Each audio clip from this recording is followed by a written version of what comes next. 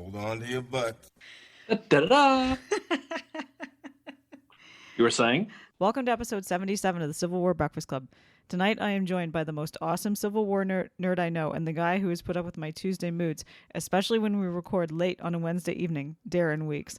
I am merely his crazy Canadian co-host, Mary. Mm-hmm. My alter ego, Funko Mary, apparently lives with him in Plymouth, Massachusetts. Yeah, you almost said all those words, right? So yeah, so this is one of the late nights we've done this. Very exciting. So how are you? What's going on with you? I'm all right. We're finally into, obviously we're now into March, getting well into March, which is nice. So spring is here. I've been hearing the robins in the morning, which is nice. It's a little bit more daylight. How about you? What are you up to? Well, it rains every day. It's cold. I know. It's I hear gloomy. about it. It's New England in spring, so we are getting there. So yes. It's okay though. It could be worse. It could be snow. It could be. I'll be bitching about the heat soon. Don't you worry about that. Yeah. If you're not bitching about a hoodie that you don't have, you should be bitching about the weather, right? Okay. Well, all right then. That hoodie is now safely tucked in my closet. But in any case, so when we go to Chickamauga, are you going to make sure you buy a hoodie? I don't know. I don't even know. Maybe I'll just not get one just to complain. Maybe I'll do that. We'll see what happens. So probably. I will buy that hoodie just so I don't have to listen to that. Great. Anyway, as I am hosting tonight and doing about as train wreck of a job as what we witnessed in The General movie we watched a couple weeks ago with Buster Keaton, which is amazing. And by the way, it's not Michael Keaton. It's Buster Keaton. I just said Buster. Too. No, but you told everybody you said it was Michael Keaton. I said, no, it's Buster Keaton. You said Michael Keaton, Batman guy. I did not say that. Okay, you lie, you're only hurting yourself. Anyway, go on. Oh my God, this is Anyway, so sir, what are you drinking tonight? Sir, what happened to Governor? What happened to that? Oh, anyway. Right. Let me correct myself. Sorry, we'll delete that. We'll just edit that one out. Edit that one out. Okay. What are you drinking tonight, Governor? Well, Mary, I don't know if you know this. It's yesterday was International Women's Day, right? And you're the only international woman I know. So in your honor, I had to drink Labatt's Blue today. Ew. I had to do it because I have to represent. I had to represent the international woman who I know. And the only coffee mug I have that has a woman is Mary Surratt. So I'm drinking out of my Mary Surratt mug. It's sort of appropriate for the episode we're going to talk about, sort of. She's going to be mentioned, but that's what I have. So that being said, what's your story? What are you drinking? I mean, first of all, it's funny that you have the Labatt Blue because the girl I'm going to be talking about tonight is actually Canadian as well. So, I mean, I guess we'll pay a little bit of homage to her as well with that. I am drinking Robo Hop by Great Lakes Brewery out of Toronto, which is just a random IPA. Yeah, I couldn't find one in relation to International Women's Day. And my mug is again, the background fucks with that. Mm-hmm. It's my George Meade mug. I'm ashamed to say I don't have a mug with a female from the Civil War on it like you do, so that makes you just that much cooler than me. That is true. But I picked General Meade because Sarah Edmonds, the girl I'm going to be talking about, actually served in the Army of the Potomac, which General Meade was the commander of, although he wasn't the commander of it when she was still in it. Yeah. So anyway, we're going to talk about people. So we're going to talk a little Second Michigan today. We're going to have a little fun with that whole thing. So we'll talk about that.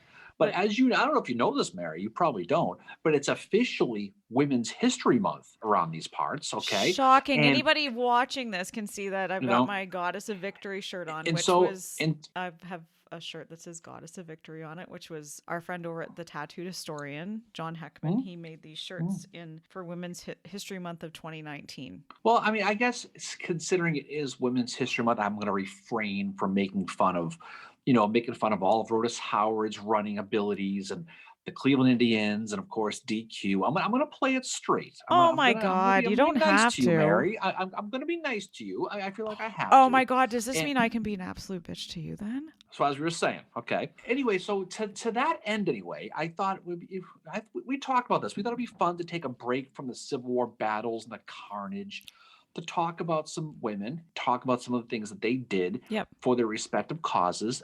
They don't really get the credit that they deserve. Now, when most people think of the Civil War and they think of women, a lot of folks automatically think of nurses. You think of Dorothea Dix, you think of Clara Barton. Yeah, Bickerdike as well. People also like the other role they had, like that I read an article, was as a camp follower. And it's like, oh, they did more than that. Exactly what you're saying is it's important to know that women did a lot more than They that. did. I mean, we're going to talk specifically about two roles tonight, one of soldiers and one of Yep. spies. Okay. What we're going to do is we're going to each talk about a specific one. And then 2 weeks from now, we're going to come back. We're going to do two more. Yep. That's what we're going to kind of do. Okay. So tonight we'll do part one of female spies. Tonight we're going to talk about women, Mary. All right.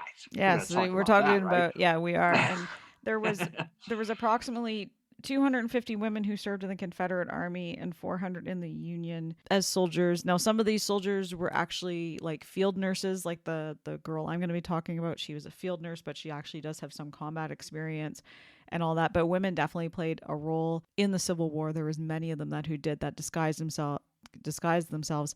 Just in doing my research, I think for as many as we know that these 650, apparently there had to be so many more than that. Well, there was a lot of, That our were friend that Lisa were Samia, involved. who we'll have on it pretty soon, is about Yeah. the nameless and faceless women of the Civil War. Yeah. And there's countless of them for so many ones. So there are countless women that we could discuss. There's no question about that. And this is a subject that people should absolutely study more. But we've decided, like I said, to each choose one for tonight Yeah. just so we can go. I'm going to talk about Sarah Slater, Mary. You are. Okay. The woman they called the elusive veiled lady. We're going to talk about her. Slater. She also went by Kate Thompson. She went by Olivia Floyd, also by Kate Brown, and she still remains one of the most mysterious people, male or female, of that era that is still studied today, right? Well, there's not Um, even a photograph of her, right? there isn't, and she's a true enigma, and because of a lot of studies that we'll talk about, especially some recent study into her, she's kind of getting a little light shine upon her. Her background led to her to become one of the most valuable members of that Confederate underground that networked to Canada. Mary, speaking of Canada again, Ooh. and she also has a dotted line to the Lincoln Yep, assassination she we're going to does. talk about. Mm-hmm.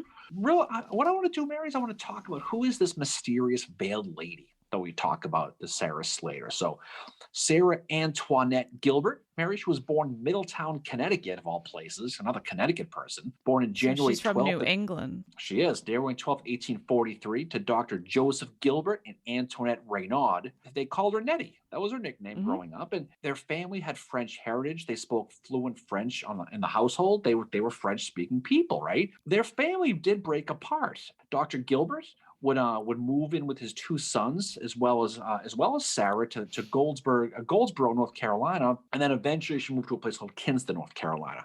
Now, Antoinette, the mother, she stayed behind with the couple's oldest son, and what was weird about it was Antoinette was pregnant at the time of the split. Now, I'm not going to make any guesses here, but I'm going to guess that pregnancy is probably why they split, and there's probably a story that's probably best set for a Springer episode. But that's what You are happened. But not the father.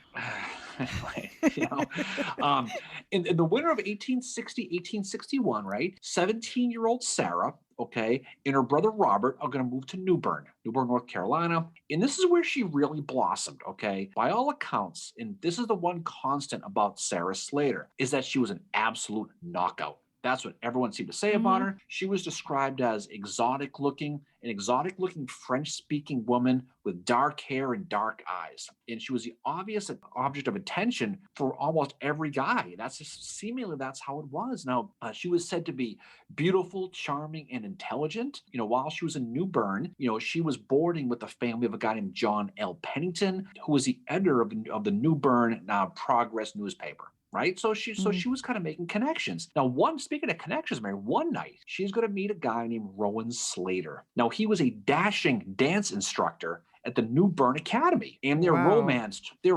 took on the image of a 19th century dirty dancing, is what it did. Now, there's no record if anyone tried to put Nettie in the corner. We don't know, okay? But I will say that relationship really blossomed. Now, Rowan was the son of a rich plantation owner from Rowan County, and Rowan graduated from Trinity College, and he studied violin and dance. So that's what he was into, right? Very musical. It was, okay. It wasn't long until Sarah and Rowan became hot and heavy, right? Ooh. And they quickly fell in love. in June of 1861, just 1 month after the state of North Carolina seceded from the Union, they get married. Sarah's brothers, the three of them anyway, they all signed up to fight for the Confederacy, and eventually Rowan did as well, and he's going to sign on to Company A of the 20th North Carolina. They were known as the Caribous Guards. He signed on sometime in 1863. The 20th North Carolina, Mary, in case you're curious, their original commander was Alfred Iverson, right? So it all kind of ties together, right? Wow. Now, I tried to find when he signed up because I was curious, okay? Because if he signed up prior to July of 1863, Rowan Slater would have been in Gettysburg, and he would have been part of that infamous ill-advised Iverson's Pitts March with the 20th North Carolina. That 20th North Carolina, if you remember, they took 65% casualties that day. They lost 122 men in the field near Oak Ridge. Now, if he was there, he survived it, and he will make it all the way to the end of the war. The 20th Carolina was at Appomattox in April of 65. They made it all the way to the very end, right? Before Rowan goes off to fight, what he does is he brings Sarah to his parents' plantation, okay? And this is in Salisbury, North Carolina now. And he does it because he doesn't want her to be lonely at home and bored and all that, right? But it doesn't take long for Sarah to realize, guess what? Rowan's parents, they don't like her too much. In fact, they hate her. Really? Right? Why? They just don't like her. I mean, they're high-level family. Who knows? Who knows why? But what they do is they make Sarah into like a housemaid, like a maid thing. So she's like a servant. So that's the job that she has, and so she hates it. And she is miserable. Okay, she's like you with crack that last beer when someone steals it on you. That's right. When you do? Month. I know I can't be mean to you. I forgot. I promised. But she is miserable. Okay, what she wants to do. Her mother is up in New York City, and she wants to go visit her mother because she hates it there. She wants to see someone that she knows. She wants to go see her mom, who's up in New York City. There's a problem though, Mary, is that New York City, I don't know if you know this, is in the north, and so she has to cross into enemy territory. So what she has to do, she has to go to Richmond, okay? Yeah. And she has to get a pass to go to New York City. And she goes to Richmond, and when she does, her life is going to completely change when she goes to Richmond. Intrigue. Right? Intrigue. Anyway, so while she goes to Richmond, okay, she's applying for a pass to go to New York City, right? She is noticed by two people, Secretary of War James Snedden and Secretary of State Judith Benjamin. Now, it's likely she was noticed because of her appearance initially. Boys will be boys, Mary, okay? That's probably why she was noticed, right? But they started talking to her, and they were suddenly captivated by two things: how smart she was, and that she spoke French. And they sat around and said, shit, you know what? This might be somebody we can use. I think I know they're going to send her. So exactly. So what they were looking for at the time, and this is getting towards the late in the war now, they're looking for someone who could pass between the United States and Canada, and who could pose as a French-Canadian citizen and go to Montreal and not raise suspicions from anyone in the North. And they found her, and they were like, oh my God, we finally, right? So she agrees to this. Now, whether she agreed to it because she was bored, I mean, her husband's fighting a war, and she decides she's going to take this dangerous job, and she just does it. So she probably YOLOs it, right? She's told that if she's ever caught, that she's going to sit there and say, I'm a French citizen. I want asylum. Take me to the French embassy. I'm not part of this whole thing, right? For the Rebs, they found the perfect spy to go back and forth to Montreal now, and it was right under their nose, right? This is, again, I said before, this is getting towards the end of the war. Yeah. Her first assignment's not going to be until February of 1865. I was reading that about her. Right? She's getting started very late in the war. But they give her an important task on day one. You know what her task is? Her task is to deliver money, and more importantly, deliver documents to those Confederate soldiers who pulled off that raid at St. Albans in Vermont. That's her job, right? So St. Albans raid, okay, was that plane that was 26 Confederates who were going to sneak down from Canada into Vermont, and they were going to rob a bunch of banks. And what they were going to do was they were going to try to raise money, but they were hoping to scare the shit out of the Union guys so much that it was going to somehow pull troops away from Petersburg, because they were all sieging that area, right? And send them north to defend the northern border. And that's what they were hoping for, right? This is about moving, don't forget the manpower thing we talked about, right? And that's kind of what the plan was. But the Raiders, they did get the money, okay, and they successfully got back into Canada. But what happened when they got back into Canada, guess what happened? They got arrested by the Canadians, who probably said, sorry, we have to arrest you. Sorry. Right? Yeah, the mounted police show. Actually, no, it wouldn't have been the mounted police. No. It probably wasn't. It's probably but they arrest them thinking that they're just American bank robbers. Yeah. And that's what they were. So what they were going to do is they arrest these 26 Confederates and they're going to extradite them back to the United States for trial. And these guys are scared shitless because they know the second they go back, their identities are going to be found out. Okay, it's the Confederate raiders, and unfortunately, they'll have to be hanged. That's probably what's going to happen to them, right? Yeah. So what happens is papers that Sarah had were documents that proved the Canadian authorities that they were not bank robbers, that they were Confederate agents. And as soon as she showed up and showed them the Canadian authorities these papers, they said, okay, well, they're Confederates. Now we're not going to extradite them anymore because we're not going to do it because now they're Confederates. So bad. And guess what? And by the way, we're going to set them free. We're going to let them go. And that's what they did, right? And my country was like neutral, supposedly. You know, and so it was an important mission, right? And the thing about Sarah is whenever she traveled, she wore a black veil, okay? And it's why she got the nickname the Veiled Lady. She did this primarily because she didn't want to be seen. Right. And allegedly she got so good at her disguise that even her own Confederate fellow operatives they faked them out too. She was that good at it. Right off the bat, right? Now, unlike her peers like Belle Boyd or Rose Greenhow, most of Slater's activities are really unknown to this day. What they know of is that she participated in three missions. The first one was the St. Albans mission, right? That was the very first one. Now, after she left Canada, after dropping off those papers for the St. Albans guys, right? Yeah. She found herself in New York City, of all places, Mary, and she's gonna meet another rebel courier. She's supposed to meet a guy named Augustus Howell in New York City. That's who she's supposed to meet. Augustus can't make it, so he sends someone to stand in for him to go meet Sarah Slater.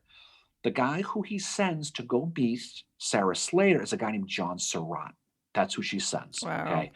So she sends John Surratt to go meet Slater. Now, what's in the plan was Surratt's going to meet Slater and they're going to go back to Washington, D.C., and they're going to meet up with Howell at that point. That's how it's going to go. I can't make it. Go get her. Bring it back to Washington. We'll have big kumbaya. Who knows? We'll see that's how it's going to go, right? So Surratt has no idea what Slater looks like. No idea, right? So she tells him that she's going to meet him in front of what's called the A.T. Stewart's department store, which is a real swanky, fancy little department store in New York City. Allegedly, Mary Lincoln used to shop there, Mary. Not shocked at all by that. Anyway. Is that where she bought all the flub dubs? Probably. But what she did was, so Slater told Surratt, I'll be in front of the store and I will have a horsehair switch that I will be twirling between my fingers. That's how you know it's me. And so Was she this did like some kind of Barton Key shit with the handkerchief? Who knows? But that's what she did, and that's how they find it. So Surratt meets her and goes, "Oh my God!" and is like gaga over her. He can't believe it. So he's completely enamored with her in his heart. So he tells a livery stable owner named Brooks Stabler. Okay, great name for a stable owner, by the way. Stabler. Okay, so did he own Stabler Stables? Maybe he did, right? But Surratt tells him that he has a woman on the brain, right? In that because he was immediately smitten with this drop dead dime of a Confederate operative that she sounds like. From what I know about John Surratt, it sounds like he might have banged anything that moved. So well, yeah, you have to get in line for this one, right? But that meeting that takes place in Washington D.C. Between Slater and Augustus Howell and John Surratt's going to take place in front of a boarding house on 541 H Street, which is owned by John Surratt's mother, Mary. Okay, check out my background, YouTube watchers. Yep, there you go. So, and then following that meeting, they're going to head down to Richmond, right? Now, whatever Sarah's second mission was, this is the completion of her first mission. The second mission takes place in March of 1865. So look at the timing here. So this is getting close to the end, right?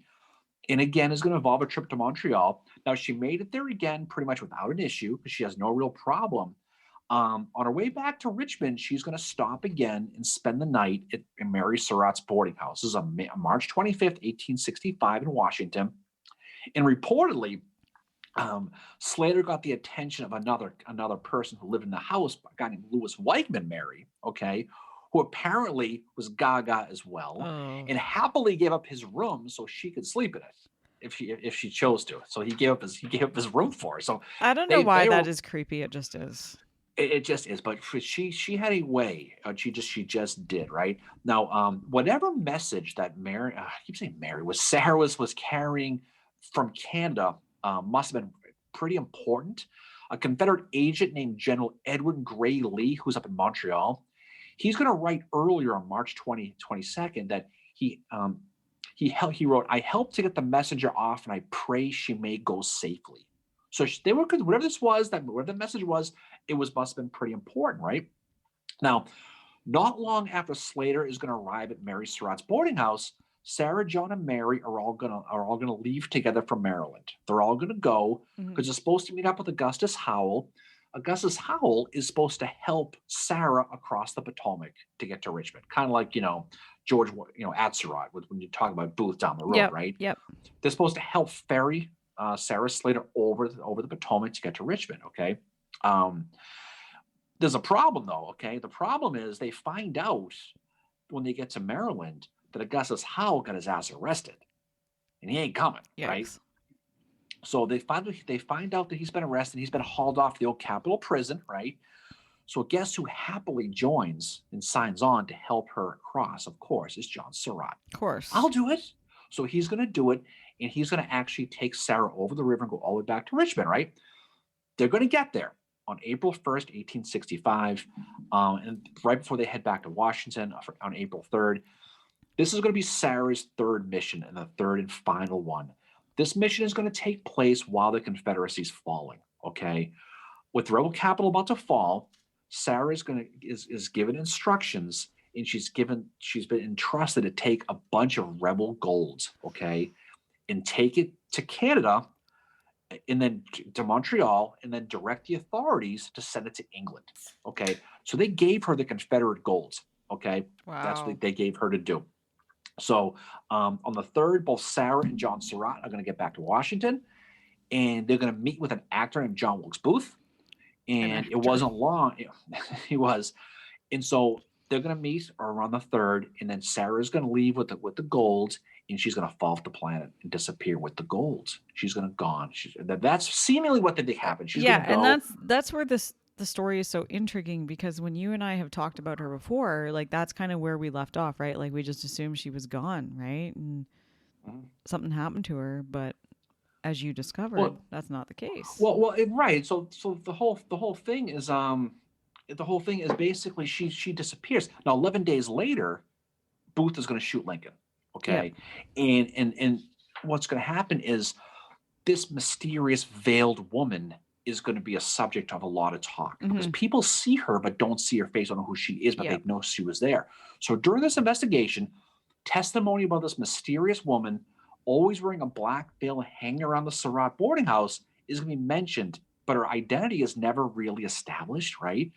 Reportedly, one of the conspirators, George Atzerodt, we talked about a few minutes ago, he described her in the testimony of all about 20 years of age, good looking and well dressed with black hair and black eyes, with a round face, who knew all about the affair, and added, she went with Booth a great deal. Now, again, we talked a lot about Atzerodt, and he was trying to save his ass, Oh, right? of course He he was was. he Absolutely. he he was the one who was pointing fingers, trying to get off, and Yep. didn't work out. Now, the authorities, okay, were never able to prosecute Sarah Slater because they never really knew who she was, and she kind of disappeared into obscurity, right? Hmm. She kind of remains an enigma until the mid 1980s. That's how long this took, right? When a historian named James O. Hall was able to piece together the history of Sarah Slater. Now, this Hall, if you study Mary Surratt, the Surratt Society, you know who he is. He's a researcher who spent Yep. over 50 years studying the Lincoln assassination, and he's remembered today as being one of the absolute gurus of John Wilkes Booth, the Surratt family, and the Lincoln assassination. If you go to Surratt's Tavern in Maryland, Yep. there's a James O. Hall Research Center, Mary, Hmm. and it's got thousands and thousands of books about that there you go to. You Yep. could actually go visit it today. You can't take a book out, but you can study there. It is the holy grail of Booth and assassination stuff, if you ever get a chance to go down there, okay? But this is what they discovered, Hall did. Sarah Slater didn't really disappear, Mary. After the war, you know what she's going to do? She's going to reunite with her husband, Rowan. Remember him, the Confederate? Yep. She's going to reunite with Rowan Slater, but guess what happens right when they meet? She divorces him. She dumps him, which is weird. Whoa, because it doesn't happen that often. What the hell? So she divorces him, and she moves to New York City, where her mother originally was, right? Yeah. She gets remarried to a guy named Jacob Long, who is the superintendent of the Harlem Gas and Light Company, and he's also a local politician. Now, Long is about 20 years older than Sarah, so he's an older guy. Yeah. He's gonna die in 1889, and Sarah's gonna move to Poughkeepsie and begin work as a nurse of all things. This is Sarah Slater now, right? Poughkeepsie, in case you're curious, is 80 miles from Albany in New York. Oh my God. In case you're curious where that is. I've been to Poughkeepsie, whatever it is. Yeah, okay. Well, you've been to Albany too. Anyway, I've been to Albany. Albany. So jump ahead now. Jump ahead a little bit up to 1912. Sarah's sister Laura Spencer. Okay, she's gonna die in New York City. Okay, and make Laura's husband, a guy named William White Spencer, a widower. He's a Union vet. He's a Civil War Union vet. This guy. Okay. So just about a year later, and before Laura's body's cold, William gets remarried to guess who? Sarah Slater. Oh, wow. Laura's sister, right? So, and the happy couple is going to move from Brooklyn to Manhattan. So she's going to marry her sister's ex-husband there. Now, Sarah's going to become a widow herself not long after William is going to die in October of 1914, right? Sarah's going to go back to Poughkeepsie, where she'll live the rest of her days. She's going to die in June 20th of 1920 of kidney disease, and she's buried today at Poughkeepsie Rural Cemetery near her mother. Now, funny thing, we talked about this recently. The funny thing about her grave, okay, is whether it was by design or by accident, but she made her birth date 14 years later to be younger. And a lot of speculation. Was it just a mistake, or was it to hide her identity, or just to be younger? Who the hell knows? But that's how it says, right? That's crazy. I just thought of another person who kind of obscured their birth date, and that was Dan Sickles. Oh yeah, there you go. So, but Sarah's life in the Civil War, whatever role she played in that Lincoln assassination, is always going to be an enigma. And a lot of people try to tie the pieces together, but there's just, you have to kind of fill in the gaps. There's just not a lot out there. She's a vital link between John Wilkes Booth and Richmond and Montreal. Maybe there's something to do with that.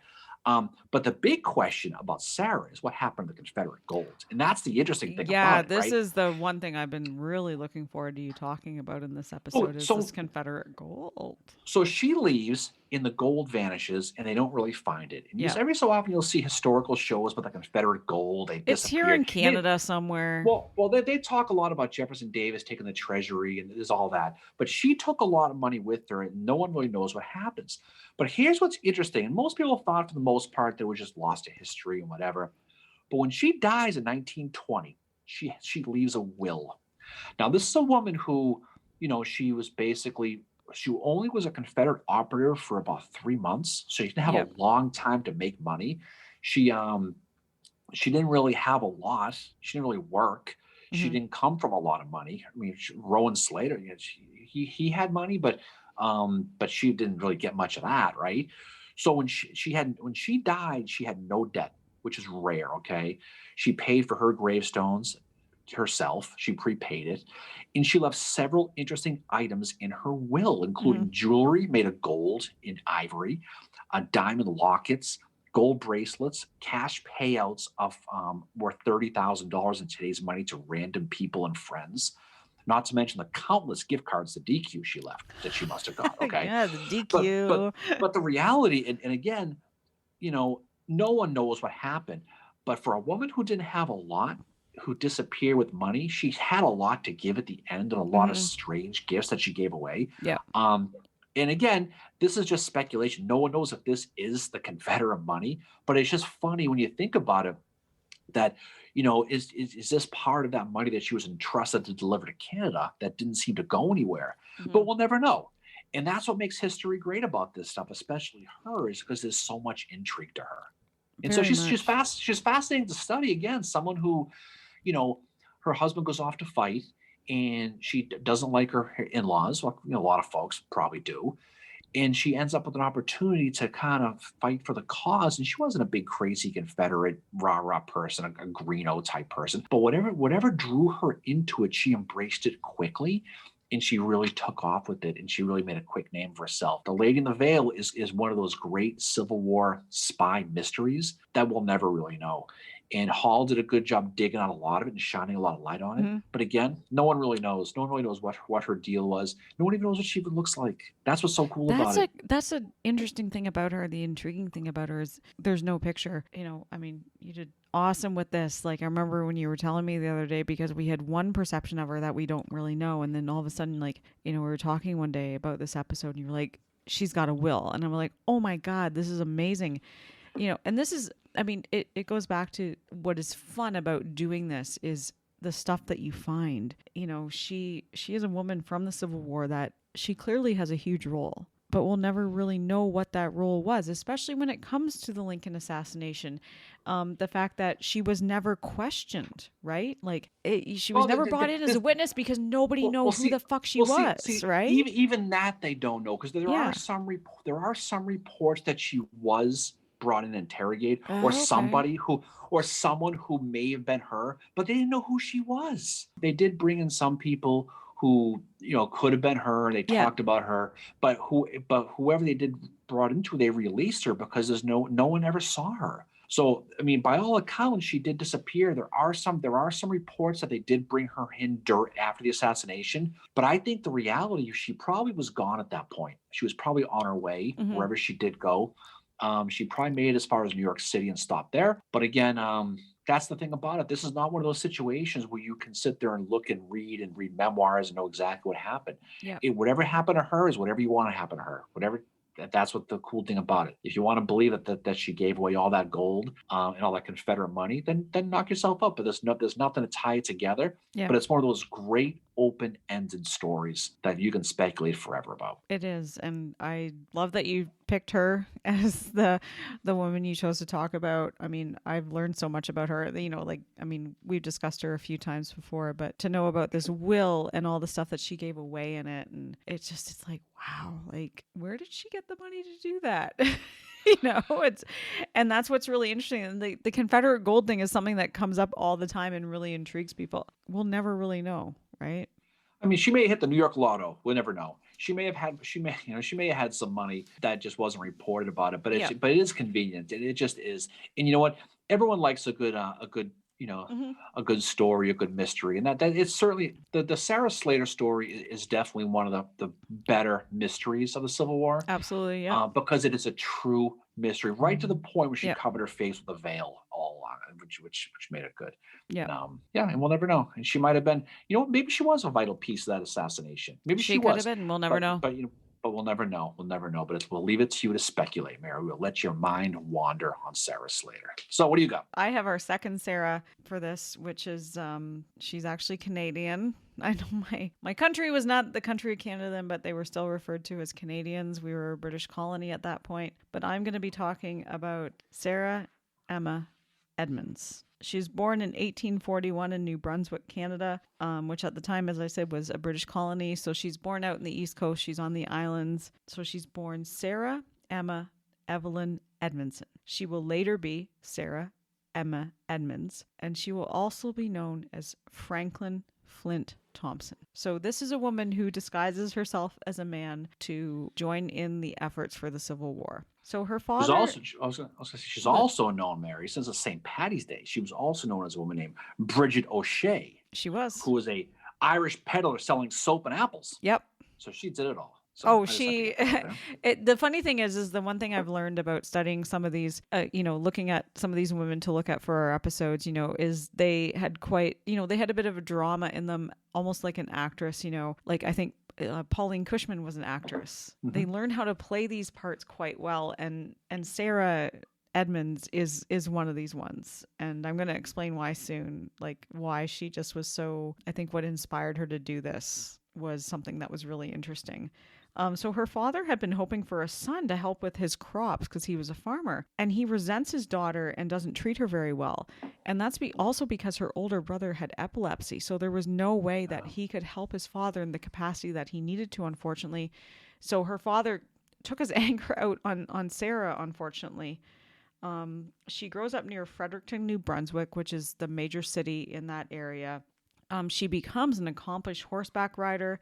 She could shoot really well. She was an excellent swimmer, and she loved climbing trees. At the age of 9, she's given a book about the adventures of Fanny Campbell. Fanny Campbell is a female pirate. This is a book written by Maturin Marie Ballou in 1844. And it's about a young woman who lives in Lynn, Massachusetts in the 1770s. And her fiance ends up getting kidnapped by pirates. And Fanny decides to rescue him by dressing up as a man. And she calls herself Channing. And the book is said to have heavily influenced Sarah. And you can see that not only in her career in the Civil War, but in her memoirs as well. Her memoirs are well worth checking out. She is just, you can tell she's into the adventure of it. And I'm sure this is like anyone who writes memoirs, I'm pretty sure she probably embellishes, but you can tell she's into this adventure. But at the age of 9, she's given this book, and I don't think it not only heavily influences her, but I think it's a comfort for her because her father does not treat her well. So she can go into this world where she is pretending she's Fanny, and she can go on an adventure and all that. And it helps her to gain this independence, but she also gains it, as we're going to see, from her mother as well. She's 15 years old when her father arranges a marriage for her. And she wants nothing to do with that. She pulls out her "fuck this" card. And she's like, nope, not doing this. And you know who helps her get out of it? Her mother. Her mother helps her run away. And this is at the time she changes her last name to Edmonds. Mm-hmm.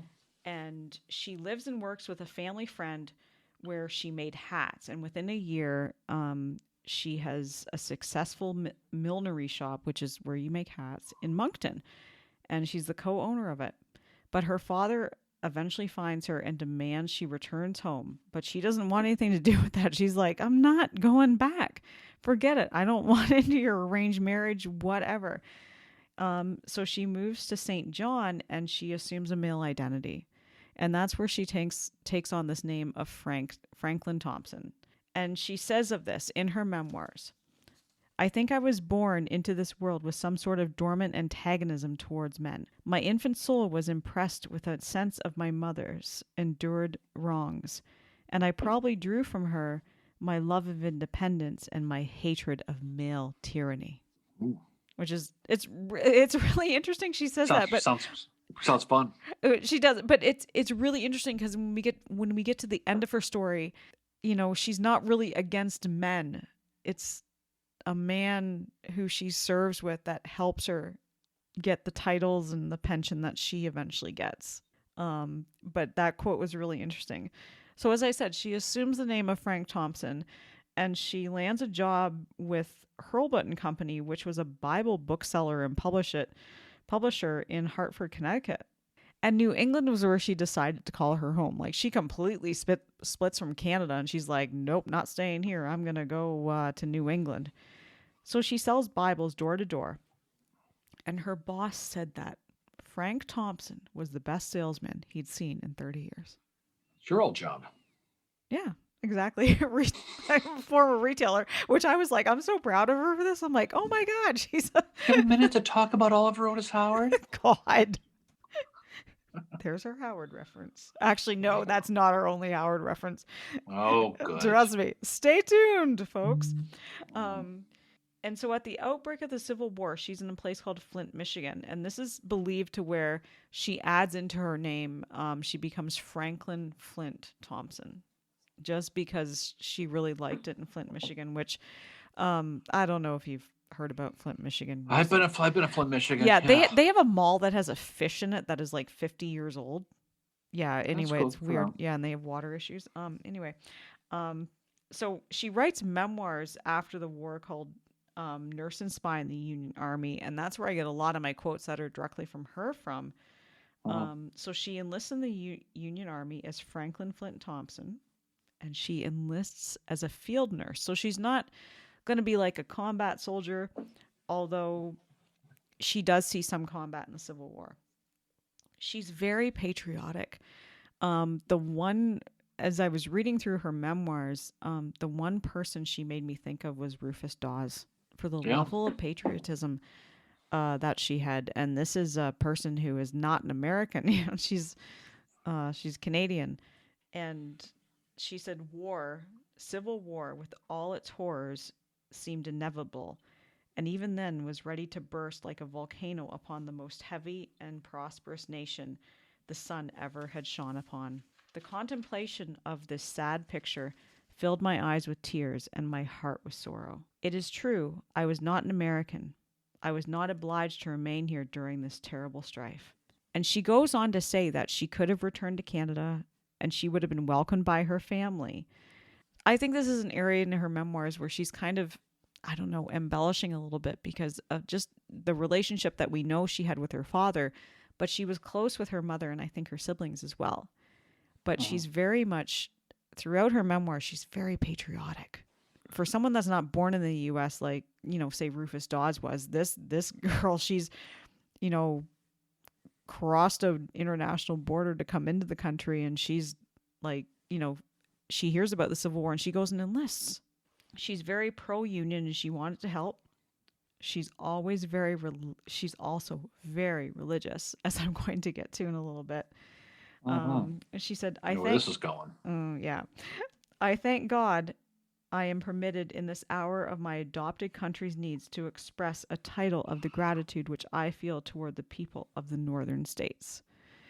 So she enlisted 10 days after Lincoln's call up for troops. She goes to D.C. She is part of the 2nd Michigan, which is Yeah, pretty it's cool. interesting. She's part of. She goes to Company F, which is Yep. interesting because you know who the recruiter was for this from Michigan there was Israel Richardson, Mm-hmm. who Yep. took the shell over there in Antietam. And she'll be under a guy named Francis W. Kellogg, Yep. right? So she joins a pretty good regiment right off the bat. So that's it's interesting, and we'll find out as you talk about it, is she finds her way into a lot of places now Oh, with these Michigan men. she absolutely does. Like she mentioned, she's in Baltimore after the riots occurred, but she makes a point in her memoirs of mentioning the 6th Massachusetts. She arrives in D.C., she visits the temporary hospitals, and she notices there's lots of illnesses like typhoid fever, and there were thousands of men to take care of. And she said, but for these, the government had no provisions as regards more delicate kinds of food, nothing but hard bread, coffee, and pork for sick and well. And she said that the Sanitary Commission had not yet come into operation, and the consequence was our poor sick soldiers suffered unspeakably from want of proper nutrition. So she is seeing this as she comes in here, that these guys they're sick, but the men who are healthy are also not getting the nutrition they need. But she's describing the conditions in DC as not being very good, just all the sick. And the war Mhm. hasn't even begun yet. Like they haven't even fought a battle. Um, Right. she talks about her experiences in the hospital, the suffering of the men even before First Bull Run. So July 15th, 1861, the 2nd Michigan is ordered to Bull Run. And this is what she has to say about that. In gay spirits, the army moved forward, the air resounding with the music of the regimental bands and patriotic songs of the soldiers. No gloomy forebodings seemed to dampen the spirits of the men. I felt strangely out of harmony with the wild, joyous spirit which pervaded the troops. I thought many, very many of those enthusiastic men who appeared so eager to meet the enemy would never return to relate the success or defeat of that splendid army. She's got a very different attitude going into this now. Whether this is, we're talking about, she's writing about this in 1865 after she's experienced this. So, I mean, we don't know 100% of this is her thoughts, but it's interesting to read this. And it's at First Bull Run that she's going to witness the first man getting killed. And she said, like, Mhm. a shell just comes along and rips his legs off. And she said, now the battle began to rage with terrible fury. Nothing could be heard save the thunder of artillery, the clash of steel, and the continuous roar of the musketry. She said, the one thing she said that was really, I found shocking in her memoirs, was many that day turned their backs upon the enemy and sought refuge in the woods some 2 miles distant, were found torn to pieces by shell or mangled by cannonball. A proper reward for those who, insensible to shame, duty, or patriotism, desert their cause and comrades in trying hour of battle and skulk away, cringing under fear of death. She's hard on these guys who are running away. Well, it's funny how you mentioned the Rufus Dawes comparison because it's actually very appropriate. And as well, as this book goes a little further, you'll be able to see more of the comparisons. Mm-hmm. But a very patriotic person who finally gets into battle, unlike Dawes, we really took him till Second Manassas, and we'll talk about Second Manassas here in a few minutes with Mm-hmm. her. But she really sees the elephant there right at the beginning at Bull Run. Yeah, no, she does, and she says that she had gone to war with no other ambition than to nurse the sick and care for the wounded. I had inherited from my mother a rare gift of nursing, and when not too weary or exhausted, there was a magnetic power in my hands to soothe the delirium. And so she's a caregiver. I mean, this is the kind of, she's very much a female who is today she would be called a tomboy. She can climb trees, she can shoot a rifle, whatever. But she's also got that, I don't want to say feminine, but she's very much, she cares a lot. And well, we'll see her history, going forward with her experience with as a nurse, and so and she does she kind of does every job possible: a courier, a spy, a nurse. So she does it all. She does the combat thing too. But I think she definitely cares. I mean, it all starts with caring. She cares about the Union, and that was her caring. So she has that really obviously the bad background with her father, being born the wrong gender. Yep. She's punished for that, like she can do anything about that. And she really spends the early part of her life kind of finding that thing to gravitate to. Yep. Right. And so finally, mustering in with those Michigan men in Company F, she kind of finds her calling. And that's what's interesting about Sarah Edmonds is that she, as her life continues throughout this war and things happen to her that for limits to what she can do, she keeps finding different things to stick around, which is really neat. Oh, she does. Right? Absolutely. She's so patriotic, and she's also very descriptive when she's talking about the battle. And I think we do see that like later on in Rufus Dawes' memoirs too. She said, the sight of the field is perfectly appalling. Men tossing their arms wildly, calling for help. There they lie bleeding, torn and mangled. Legs, arms, and bodies are crushed and broken as if smitten by thunderbolts. The ground is crimson with blood. It is terrible to witness. And then she says after Bull Run, she says that extraordinary march from Bull Run through rain, mud, and chagrin did more toward filling the hospitals than did the battle itself. There are great strong men dying all around me. And while I write, there are 3 being carried past the window to the dead room. So she's writing about this too in a letter as she sees this. 3 men being carried past her, that she's witnessing all this. And she's writing about it in real time. And she said that there is suffering which no pen can ever describe, which is like, I was like, holy shit. Like she's seeing this all. She's also back. I was gonna say she's seeing some shit, Mary. She's seen some shit. That should be written on her grave. We need to keep track of people who've seen the shit and just keep track of these people. Have seen some shit. I think so. That phrase has come quite a bit. Anyway, go on. So she is back in DC after the battle and was there when McClellan takes command. And she has high praise for him coming in, much like Rufus Dawes does, much like many of these men do, that there's someone coming in to maybe reshape that, get this army into the shape that it needs to be, someone that can be their commander, that isn't going to be a complete shit show.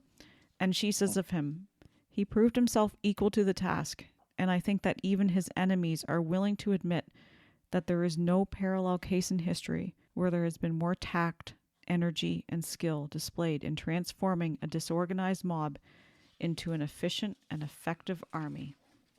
Well, not enough can be said about that, because if you're going to build a strong house, you better have a strong foundation. Yep. Right.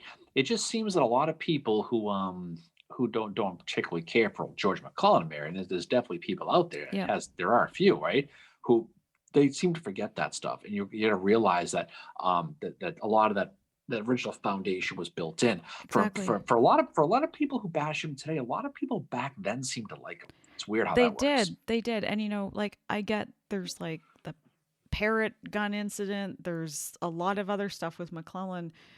but at the end of the day, this is a guy that came in and he was highly respected by these people. And she's writing this down, in 1865. So after she's gone through the whole Civil War, she's writing this down, how she felt, and saying like even his enemies would agree he did this. Despite all his faults, he built the Army of the Potomac. Anyway, she ends up being appointed postmaster, and she has to routinely ride 25 miles a day to pick up and deliver bags of letters and packages. And this work was really dangerous. And on one occasion, she rides over a fellow postmaster who had been ambushed and shot the day before. I mean, who hasn't run over a mailman in their life, Mary? Come on. I don't know. I haven't. Well, maybe no. God. She's in the.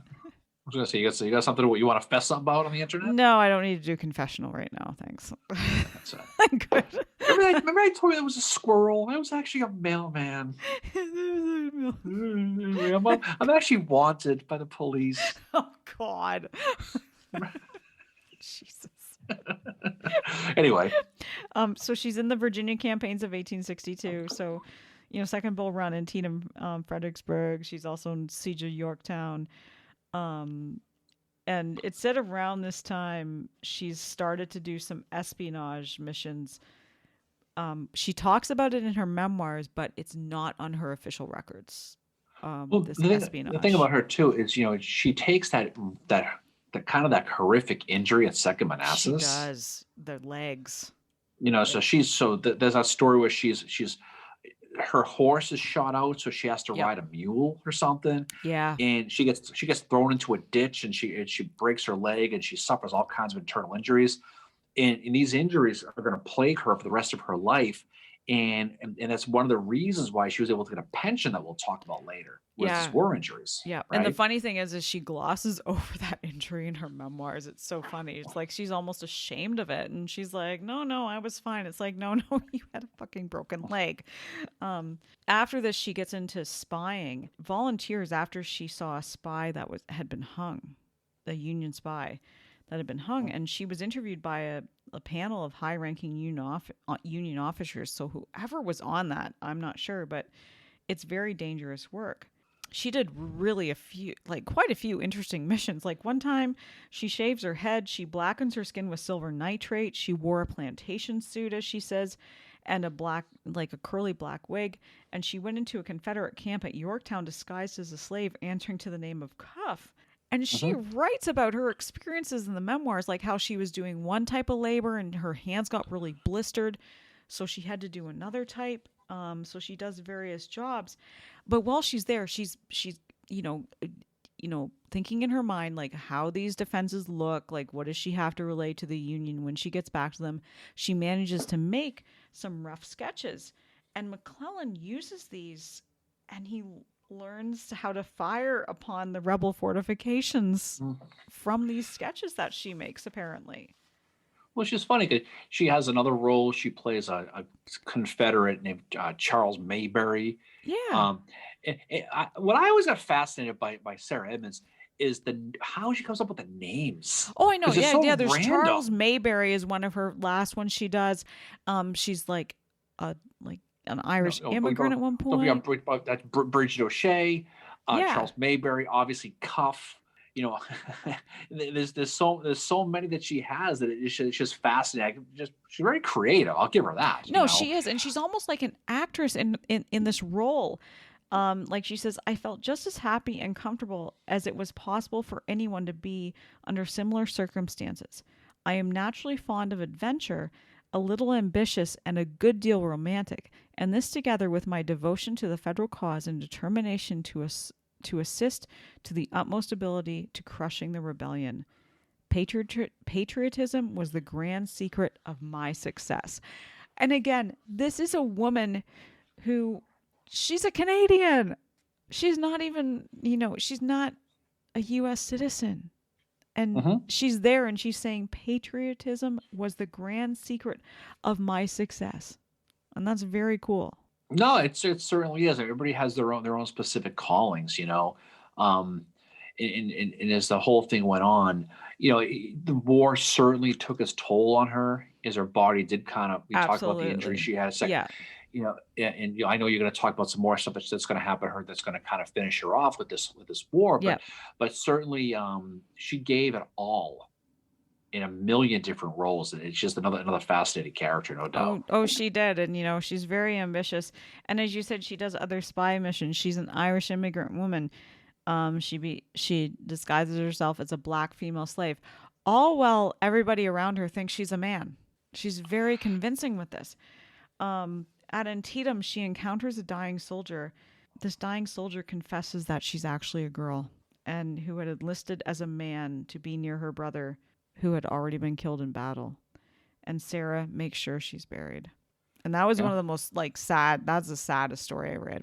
Like, imagine being a female soldier. You're disguised. You're a female. You're a nurse. You're supposed to be a nurse, male soldier, and you encounter another soldier who confesses she's female. You're also female, and you make every effort to make sure she's buried. Right. The other thing about her, she's very religious. This is where Howard's going to come in, obviously. But Sarah says the Christian soldier is the best soldier. And this is where in her memoirs she mentions Howard. And she talks about a speech that he gives at Philadelphia. She quotes so much of it in her memoirs. She clearly really, I think she admired him for being the Christian soldier because that's how she was. She constantly mentions, Bible scriptures and God throughout her memoirs. So she's very much like as I said to you earlier today, Darren, she's very much the female version of Oliver Otis Howard. She certainly is. She certainly is. She couldn't run as fast after she broke those legs like Howard did. Probably not. No. You know. But she mentions Howard a few times, as I said, talks about the speech he gives at Philadelphia, which I thought was pretty cool. So on March 20th, 1863, she ends up getting transferred to Louisville, Kentucky, and she's there spying again, doing some espionage, and she ends up getting conscripted in the Confederate Army.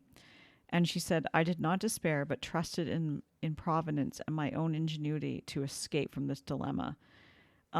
She manages to make it so, and she's in mounted infantry in the Confederate Army.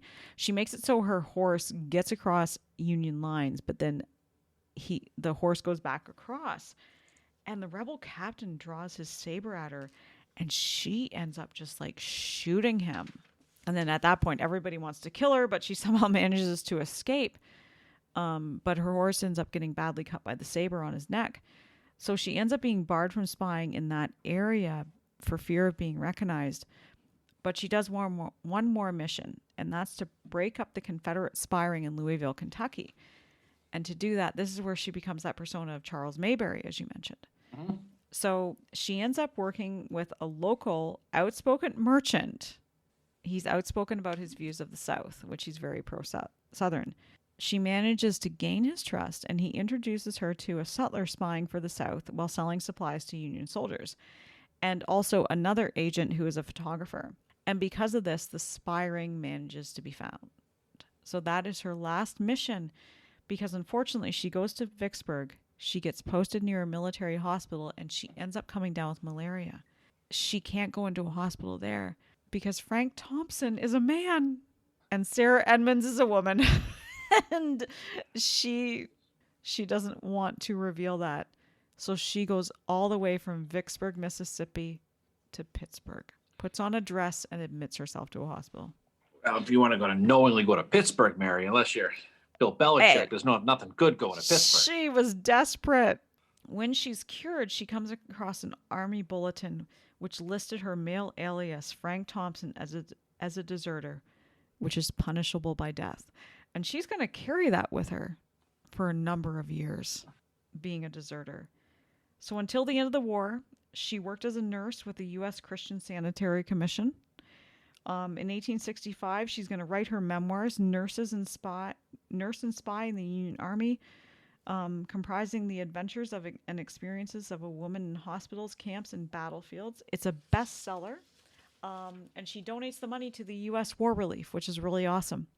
She returns to Canada with Linus Seeley, also from New Brunswick. And she had met him in Harper's Ferry in 1864. They marry in 1867. They have 3 sons. One who joins the army, and he says he joins because just like Mama did. So she was clearly open with her family about the fact she had been in the army. 1883, she goes to Flint, Michigan, and she's looking for an old army buddy named Damon Stewart from the 2nd Michigan. And she finds him in a dry goods store, and she asks him if he knows what happened to Frank Thompson. And he said, "Are you his mother?" And she's like, "No." And she's like, "Are you his sister?" And she says, "No." And finally, she writes down on a piece of paper, "Be quiet. I'm Frank Thompson." And he's like, "What the fuck is going on?" And she sits him down and she tells him, and she asks him, "Did you ever question my sex?" And he's like, "No, at all." But then he says, "We jested about his little boots and called Frank our little woman, but he took it all in good part." Can you imagine, in all honesty, these soldiers who found out after the fact, right? Yeah. Um, just how just the surprise, just the stuff like, oh crap, what did I talk about? Did I pee in front of her? But Just a that's the little things, thing. Like, he said that he looked at her and knew it was him Yeah, from the way she looked, from how she was. Even in 1883, 20 years later, yeah, he knew that's something. that it was, Frank Thompson was actually the Sarah Emma Edmonds. So Stewart helps her get her pension. He does a writing campaign, writing to all the 2nd Michigan that are left to get her recognition for her war service. She ends up getting a pension. July 5th, 1884, she gets a special act of Congress grants her honorable discharge from the Army for her sacrifice in the line of duty, her splendid record as a soldier, her unblemished character, and disabilities incurred in service. She gets just a very small cash bonus and a pension of $12 a month. She becomes one of 2 females admitted into the Grand Army of the Republic.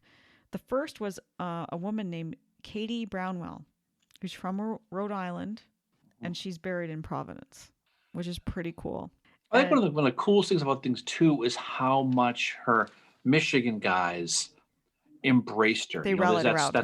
There's that story where she goes to that reunion, right? Yeah. Of the 2nd Michigan, and she's she's warmly recognized, and so just imagine, you think you're done, with Franklin Thompson, and that you're going to be dishonorably discharged and disgraced, and knowing that because of desertion and after everything she did or he did, however you want to call it with this at the time, and knowing that they were that desertion thing was going to be would be removed, and she was going to be able to get a pension now, and that took a long time. That took 8 years for her to get that. It took a long time to clear those desertion charges and to get that pension in 1884, and for her to get the accolades like you mentioned about getting to the GAR.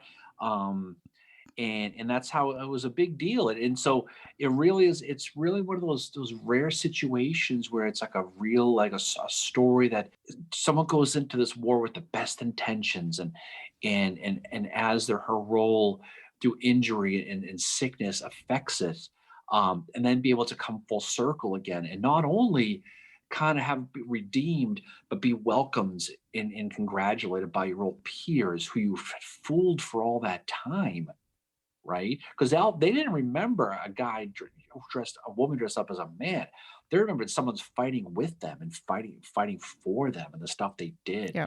And so for her obviously to get that pension is well deserving, and the GAR recognition is certainly deserving as well. It's just a cool story. It just is. No, she's definitely a cool female that's involved in the Civil War, and she's just a member of the GR for a short period of time because she passes away on September the 5th, 1898. And the reason her family knows she does is because her dog, Jack, just barks all of a sudden in alarm, and she'd had a stroke.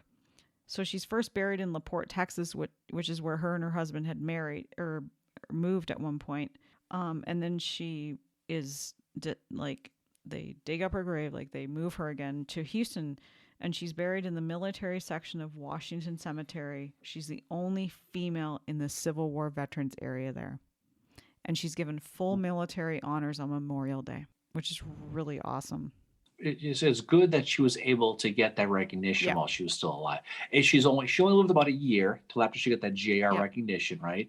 But she was able to live and see it. And that'd have been a real shame if she got that posthumously and she wasn't able to do that. So, I mean, I think she's certainly one that a lot of people have probably heard the rumor of, the legend of, without realizing the details of what it was. A woman who runs away from an abusive father, who had the ungodly crime of not being a boy. Yep. And what does she do? Ironically, she has to dress up as a boy. She dresses up to as a achieve man, these and goals. and I think she does it because of the influence of that book. When she was 9 years old, she's like, I'm just going to go on an adventure. And she's so independent. And she says she takes some of it from her mother too, which is really awesome. You know, she's in the U.S. Military Intelligence Hall of Fame. She's in the Michigan Women's Hall of Fame. And she's in the New Brunswick Hall of Fame. Which is really cool. She's been recognized by my country too. She's definitely a woman whose memoirs I highly encourage everybody to check out. They're available just online. If you just Google the title of it, you can find them. I think like all memoirs, she embellishes a little bit, but I think she's also telling the truth too in a lot of it. Her memoirs are very much like Rufus Dawes, that she describes the horrors of war. You know, she says things weren't all perfect. She talks about her times as a spy, which are not officially recorded. And she says often, I'm on an adventure. I love romance. You know, I think it's only fair, being the Canadian that she does, for me to raise my Labatt's blue in her honor, Mary, to recognize the great Sarah. She didn't get to see that flag, unfortunately, but we are proud to call her ours. That's true. That is true. So, anyway, well, she died in 1898, right? She did. So she okay. At least she got to see her country. Actually, yeah, she did get to see the country officially formed. She did. She moved down to Texas and all that stuff. So I think this is a good place to drop this off. I think, Mary. I think overall, we talked about the dueling Sarahs. You know, both on completely different sides of the. Absolutely, it's funny how that worked out. You have one Sarah who sounds like a Playboy model who has to cover her face, and she ends up being one of the most notorious type of people to run away with the Confederate gold, allegedly. And then one who has to come down from Canada, dress up as a man to fight for the country that she wants to be her adopted country. And she ends up getting the recognition, and the other one ends up being a complete enigma. So anyway, so that's a lot of fun. So what we're going to do is we're going to do two more, in 2 weeks. Just like this. We're going to do a different thing next week. We're going to step back into, we're going to talk about some different people next week as well. We might have a special guest next week, Mary, which we'll keep that under wraps for now. But I think we're going to be doing another guest. So I think this is a good place to drop this off. I think it's fun to do this, especially with recognizing the Women of History Month and all that stuff as well. And I think it's a lot of these people, there are hundreds of these people just waiting to be discovered. That unfortunately, you study the American Civil War, you tend to focus a lot on the boys. Admittedly, you do, right? Oh, we could have done a whole episode on Sarah Slater, talked about her for an entire hour, and a whole episode on Sarah Edmonds. And I hope in the future we can probably do that, because they both deserve a full hour, each of them. They do. I bet they would have got along. I bet you they would have. They probably would have. Opposites attract, right? Who the hell knows? Anyway, so we'll call it a day here. We'll jump off here. So great job by you, Mary. The research was evident on this one. It's fun studying one of your Canadian peers up there. And it's always fun studying mysterious women. Get away with it. So it's always a lot of fun. You did awesome yourself. I was loved hearing about Sarah Slater and all that you found out about her. And as always, you bring it. And I'm really glad we were able to, kind of give these women a bit more of a voice in history. What's good about Slater is she's a situation where there might be more stuff might pop up 5-10 years from now. That's great about it. Yep. Or never. Hey, that Confederate gold's got to be here somewhere in Canada.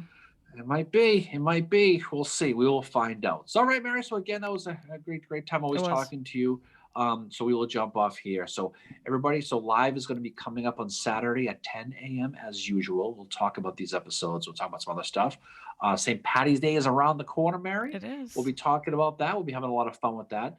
The book club with Lisa Samuel will be coming around the corner as well. Yep. So there's a lot of fun stuff coming down the pike. So any last words from you, Fincheru? Yeah, well, awesome job as always. You're an amazing co-host, amazing person to do this, amazing partner, all that.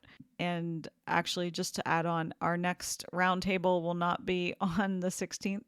It will be on the 24th, I think, of March at 6 o'clock via Zoom. We will be releasing more details about that to follow, but we will probably be doing some trivia for that. So. Right around the corner. So get your trivia hat ready. So everybody, thanks for listening. We appreciate it. Have a safe week. Finish up strong as we head off into the weekend. So off we go. So good night, everybody. Have a great weekend, and we will talk soon. See you guys later. Bye.